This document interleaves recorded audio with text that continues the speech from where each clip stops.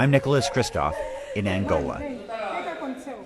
Jose Chivango has just died in front of his mother and grandmother.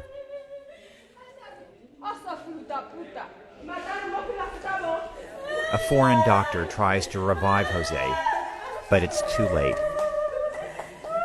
Nurses are helpless. You're seeing cases like this all the time. What do you feel when you have these kids dying unnecessarily? Estagnada, não consigo fazer nada, mas eu sinto pela criança que está aí. O hospital às vezes não tem essas coisas. Não sei. 16,000 children die every day worldwide, and most cases are preventable. Nowhere is it worse than Angola. This is the deadliest country in the world for kids, and yet the government has just cut the health budget by 30%.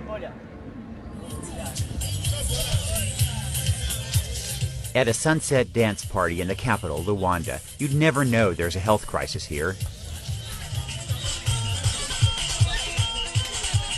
And that's a crazy part. This country is actually filthy rich, flush with oil and diamonds. There's so much money here that a one-bedroom apartment downtown can cost $12,000 a month. The real problem is it's just spectacularly corrupt. Officials here spend $50 million a year on luxury cars alone. Judges here get Jaguars to drive, as kids perish at the highest rate in the world. Just 30 minutes from the presidential mansion. This road leads to a hospital serving 500,000 people. Like many hospitals I visited, it's impeccably clean and modern. The only thing missing? Doctors. There are 5 mothers here with urgent cases of children who are very sick. 4 of the 5 have already lost other children. Almost all the cases here are preventable. No detectable hemoglobin? Wow. And the staff was clueless. I was shocked that this nurse didn't know that Marcelina's reddish hair is an obvious sign of malnutrition. She's malnourished, right? Não tem malnutrição, mas é só a malária mesmo que ela tem. O cabelo dele é sempre mesmo vermelho, não é isso? O cabelo dela só começou a ficar roxo quando ela também tem um problema de inflamar o corpo, barriga. É malnutrição. Here's my diagnosis.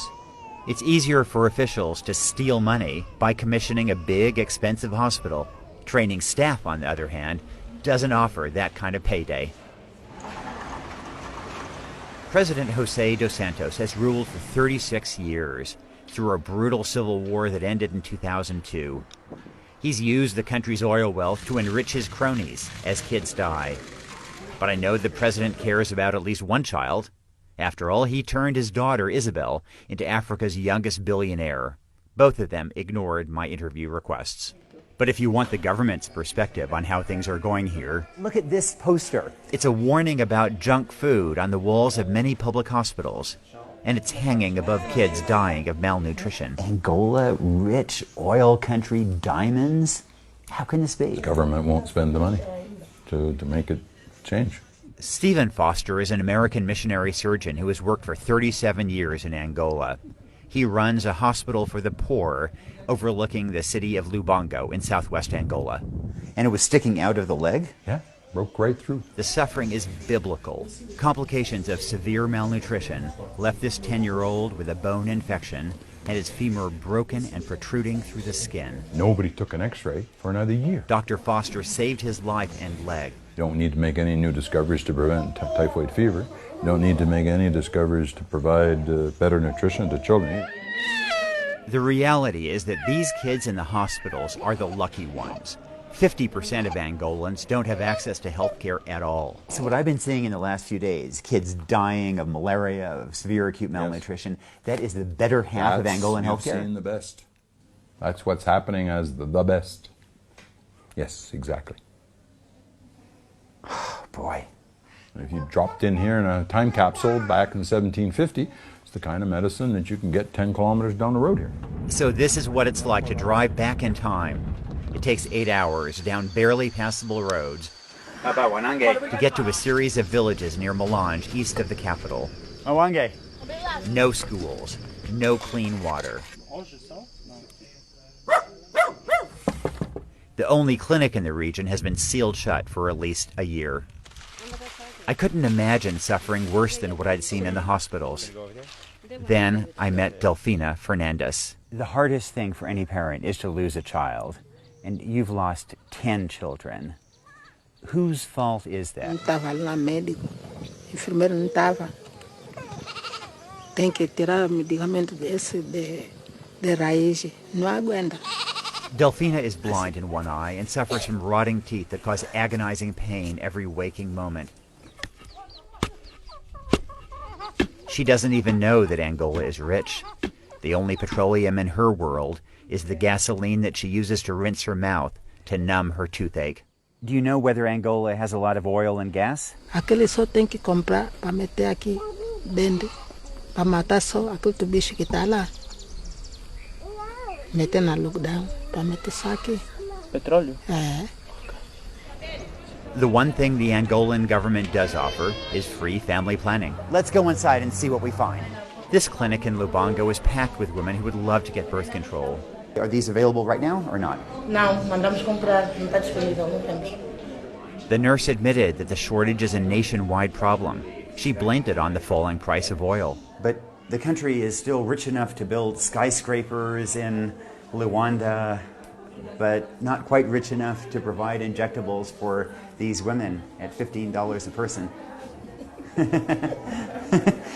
I know that aid programs give free medicine to Angola, so if the medicine isn't in hospitals, where is it? Do you have anti-malarials? So it says not for retail sale. We contacted the manufacturer, Novartis, and it confirmed that the drug was indeed a donation. So are there many doctors and nurses who sell medicines that they have on the black market? Sim, eles tiram. Vem nos vender nós porque aquela é coisa que mais é dinheiro. Que eles é dinheiro. What is happening in Angola is beyond belief, and it happens in broad daylight. Rafael Marques de Moraes is a courageous journalist who's been jailed for exposing government corruption. Corruption is the greatest endemic problem this country has. Because they steal everything, you know. They steal everything. Doing anything right has become the wrong thing to do. If Angola had 10 whistleblowers like Rafael, there'd be a lot of lives saved. But the Angolan government has prosecuted Rafael as a criminal. The United States and European Union should support him more publicly. The president's private house, here you don't feel. The U.S.-Angola relationship is a love fest, which makes us complicit. Our assistance just lets wealthy Angolans off the hook as we subsidize their lavish lifestyles. Instead of giving money, we should be demanding accountability. And let's not forget about Western oil companies that occupy these towers. They too have blood on their hands for facilitating this corruption, and thus the deaths of children like Denise.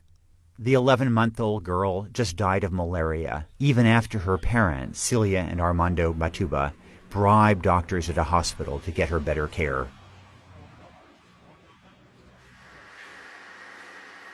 The family let us watch at the morgue as they washed and dressed tiny baby Denise. It's almost impossible to understand that she's dead. This year, world leaders are developing a 15-year battle plan to eliminate extreme poverty. Angola is a reminder that we can save children's lives not just with medicine and clean water, but also by battling corruption and our own complicity in it. Essa criança, nenhum mal ela cometeu.